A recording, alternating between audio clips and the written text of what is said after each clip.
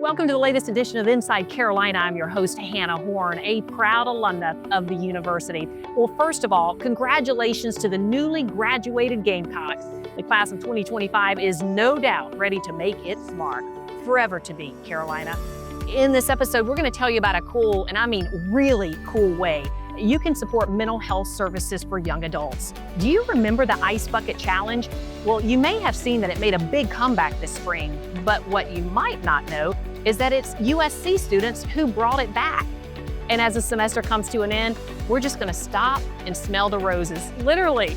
We're gonna learn more about the team that keeps the USC campus bright and beautiful all year long. Join us as we tiptoe through the tulips in this edition of Inside Carolina. Winter, spring, summer, or fall, the University of South Carolina's Columbia campus is more than welcoming. It's downright beautiful.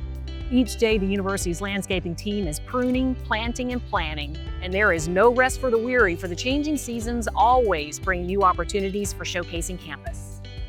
And Gibbs Green is just one of the many places where you can enjoy the beautiful landscape thanks to Norm Stewart and his team. So Norm, tell me about your team.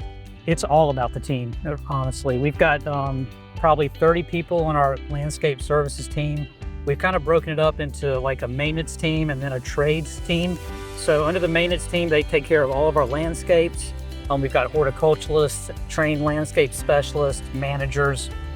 On the trade side, we've got arborists, brick masons, irrigation techs. So yeah, it takes a good team to give us what we have here in Gibbs Green. Columbia is known for being famously hot. Right. Are there special preparations or precautions that you take with the landscaping in order to help it survive the most intense heat that we have here in the summer and in early fall? Sure. So we, well, first of all, we try to do all of our plantings in the fall, shrubs, trees, and then hopefully our annuals are all planted by graduation so that when we get to the summer, you know, it's just about making sure that everything has enough water. So we've got over 100 irrigation systems on our campus. Most of our crews are well aware of what's in their landscape. And if they see something that's stressed, they're gonna come and they're gonna either talk to our irrigation tech or they're gonna pull out their hose and they're gonna water stuff. Give it a drink of water. Yeah, so yeah, for sure. So it's rare to see, you know, dead plant material on our campus. So they do a really good job of that. Yes, they do. Yep. Yes, they do. Well, it can't be all work and no play for you. Will you show me some of your favorite places on campus? Yeah, so some of my favorite places, of course, Gibbs Green is just, I love Gibbs Green. I love coming across the pedestrian bridge across Pickens Street. Yeah, it's really iconic. Of course, you walk into the Horseshoe. The other thing that I like about our campus is all the little, what I call special gardens, the nooks and cranny gardens, the formal gardens, like there's a rose garden behind Lieber. We just recently revitalized that space. It looks really nice. There's a nice garden behind the Anne Frank house, behind the Carroll, Indiana library. There's just lots of little special places where people can sit and enjoy. I love those spaces. Yeah. Get off the beaten path anytime you're on campus and enjoy those now because your team does work so hard on it. And there's a new addition on campus for us to enjoy.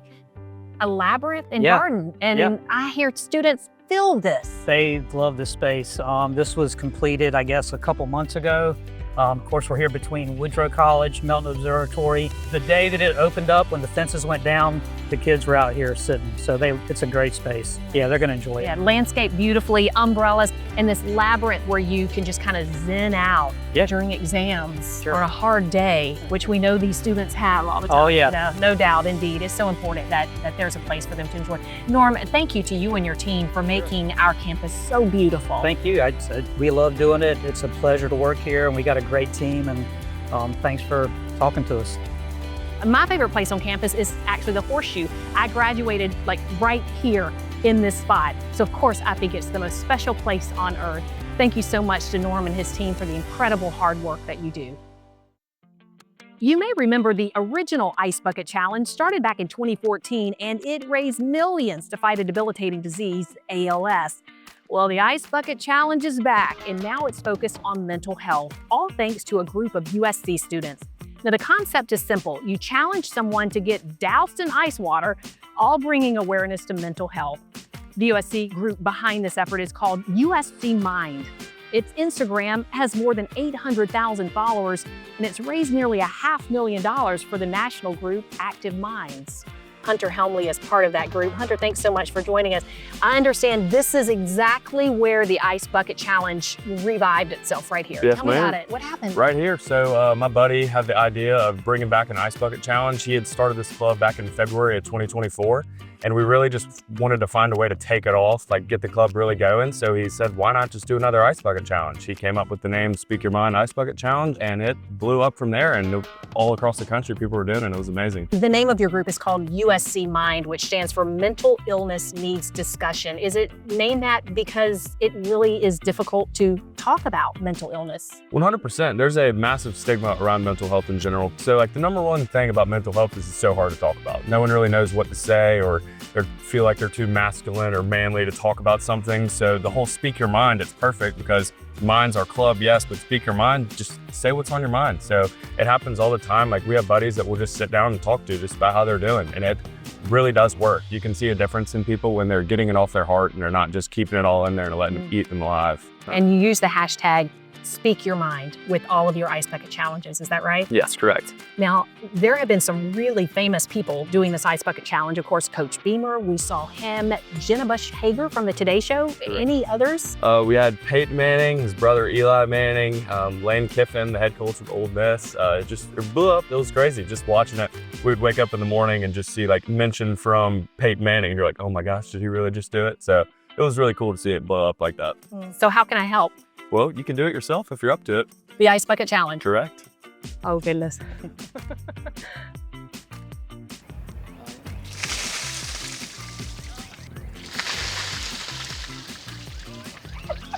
Oh my God. It doesn't get pity. Oh my it always is funny. Oh. You good? That's really cold. Okay, I did it. Thank you for joining us for this edition of Inside Carolina. If you like this episode, be sure to share it with your friends, family, and fellow alumni.